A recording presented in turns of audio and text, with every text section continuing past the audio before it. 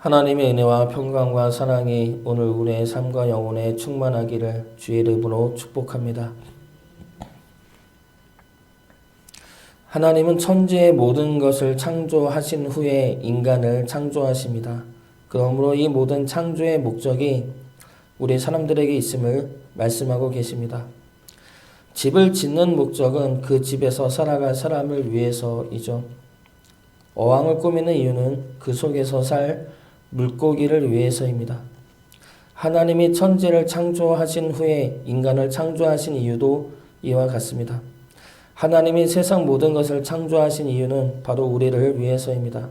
우리를 위해 별도 만드시고 작은 풀꽃도 만드신 분이 우리 하나님입니다.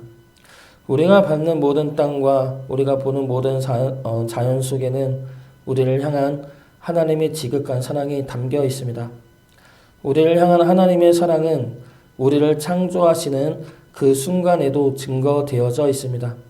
하나님은 사람을 하나님의 형상대로 만드셨습니다. 26절 말씀 보겠습니다.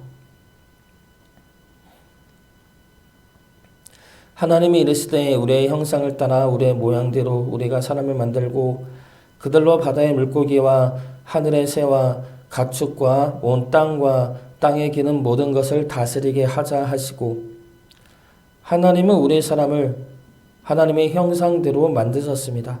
하나님의 형상은 하나님의 성품이고 하나님의 마음입니다. 우리는 하나님의 성품과 하나님의 마음을 닮아가도록, 그리고 그 마음으로 살아가도록 창조되어진 존재입니다. 고대 신화들을 보면 신이 인간을 창조한 이유는 인간이 자신들을 섬기고 자신이 해야 할 일을 대신하게 하기 위함이었습니다. 그러나 하나님은 사람을 그러한 목적으로 창조하지 않으셨습니다. 하나님은 사람을 하나님의 형상대로 창조하심으로 하나님의 형상에 따른 능력을 부어주셨습니다. 그러므로 우리를 하나님의 사랑의 대상이 되게 하셨고 하나님과 함께하는 기쁨의 대상이 되게 하셨습니다. 그러나 우리가 하나님의 형상을 잃어버리면 우리를 향한 하나님의 사랑과 축복은 끊어질 수밖에 없습니다.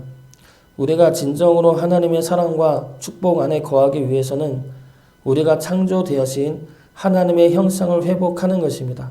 하나님의 형상을 따라 살아가는 것이죠. 그래야 우리에게 주어진 하나님의 사랑과 축복을 누리며 살 수 있게 되는 것입니다. 하나님은 우리를 하나님의 형상대로 창조하시면서 축복의 말씀을 주십니다. 이 축복의 말씀은 우리가 축복을 누릴 수 있는 방법이며 우리가 감당해야 할 사명입니다. 그리고 하나님의 형상대로 살아가는 모습입니다.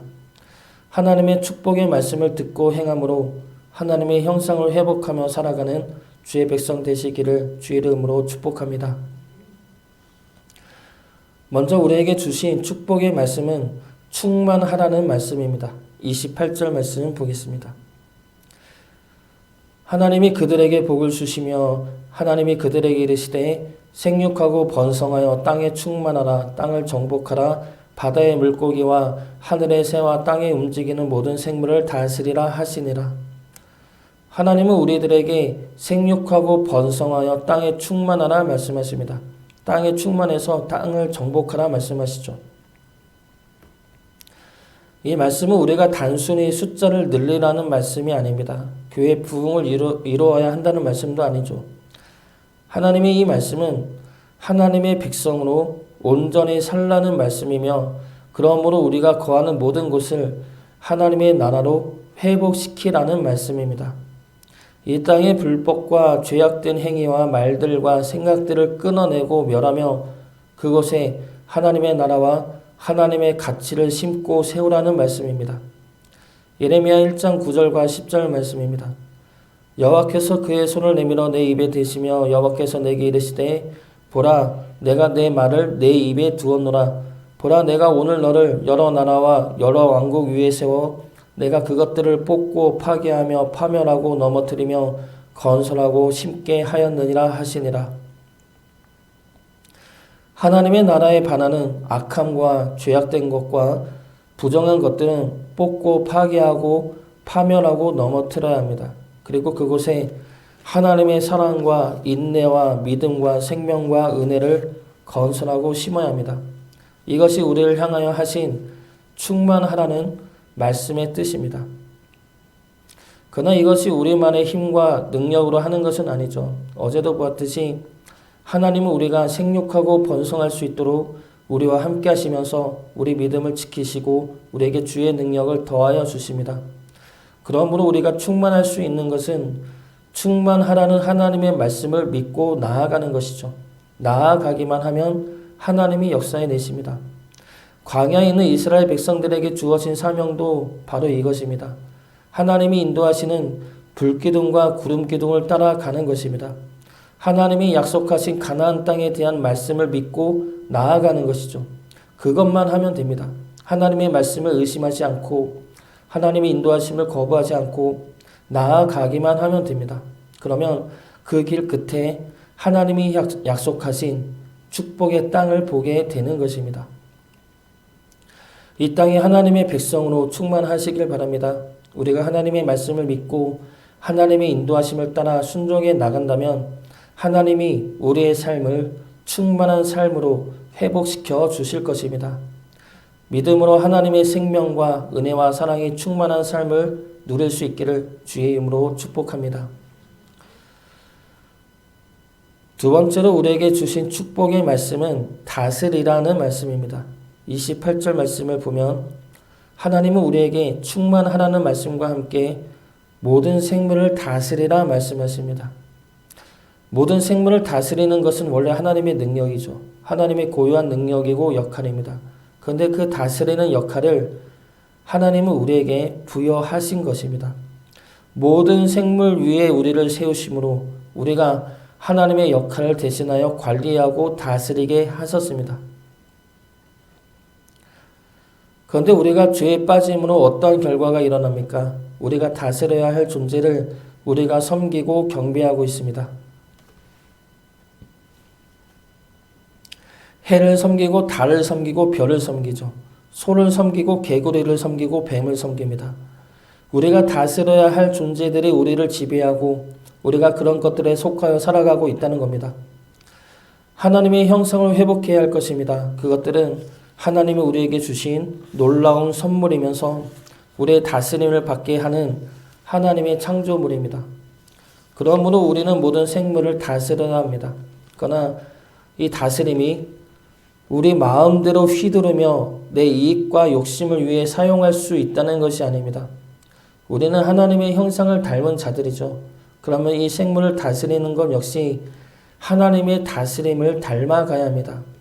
하나님이 우리를 사랑과 인내로 다스리듯이 우리 역시 사랑과 인내로 다스려야 합니다.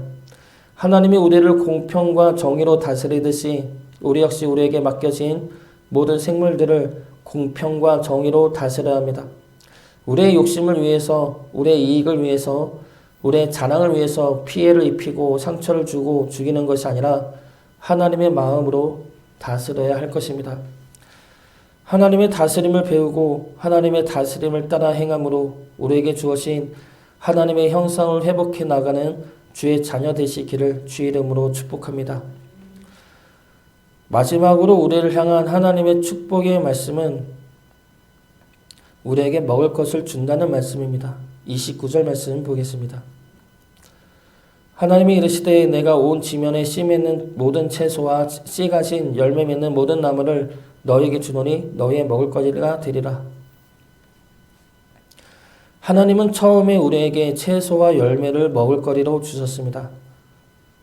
그리고 홍수 이후에 고기를 먹게 하셨습니다. 근데 홍수 이전에 사람은 채소와 열매를 그리고 짐승들은 풀을 먹게 하시죠. 그리고 그것만으로도 충분히 먹고 살 수 있게 하셨습니다. 하나님이 먹을거리를 준다는 말씀은 우리의 삶을 하나님이 책임지겠다는 말씀입니다. 너희가 먹고 살 것을 책임져 주신다는 말씀입니다. 이러한 말씀은 성경 전체에서 반복되고 있는 하나님의 약속이며 말씀이죠. 마태복음 6장 31절부터 33절까지 말씀입니다. 그러므로 염려하여 이르기를 무엇을 먹을까 무엇을 마실까 무엇을 입을까 하지 말라. 이는 다 이방인들이 구하는 것이라. 너희 하늘 아버지께서 이 모든 것이 너희에게 있어야 할 줄을 아시느니라. 그런즉 너희는 먼저 그의 나라와 그의 일을 구하라. 그리하면 이 모든 것을 너희에게 더하시리라. 하나님이 우리의 삶을 책임져 주십니다. 우리가 이러한 하나님의 말씀을 믿지 못하고 우리가 우리 힘으로 먹고 살려 한다면 우리는 하나님의 형상을 잃어버리게 될 것입니다.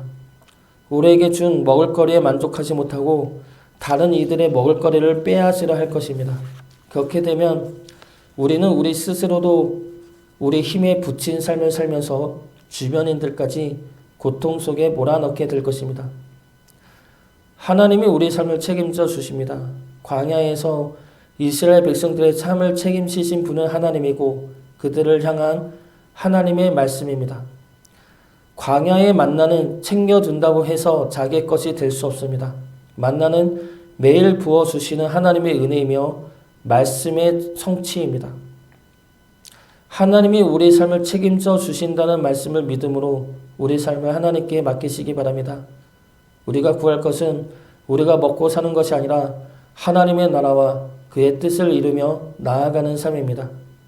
하나님의 나라와 의를 구함으로 하나님이 주신 풍족한 삶을 누리며 하늘의 뜻을 이룰 수 있기를 주의 이름으로 축복합니다.